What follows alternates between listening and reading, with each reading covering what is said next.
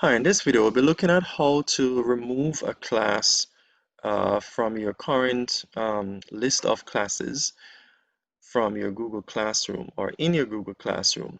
Now, in our previous video, we have looked at how to create a class and also create classes with multiple sections.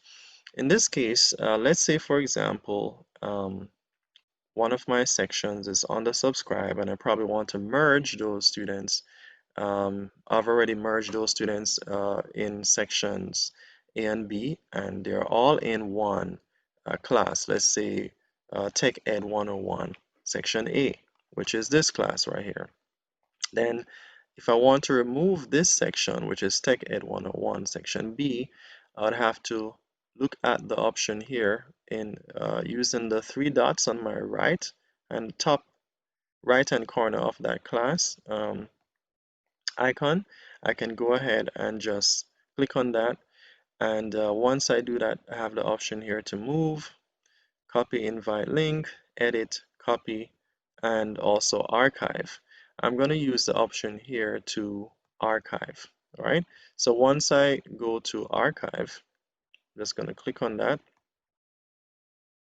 It's going to tell you, it's going to say archive classes can't be updated unless you restore them. This class will move to your archive classes. Class files will remain in Google Drive. So you can go ahead and just click on archive. And then that will actually be removed from your current list of courses.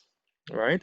So that is how we do it. If you go to the option here for your classes and your main menu, basically, you'll be able to see all the classes in the archive classes section by going to archive classes. And I'm just going to be clicking on that. And once I do that, I'll now see this class, which is Tech Ed 101, Section B, that I just archived. All right.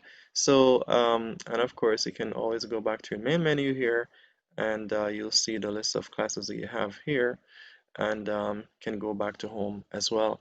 So that is pretty much how we archive or remove a class from our current class list in Google Classroom. So I hope this video actually helped you in some way. Remember to share, like, leave a comment.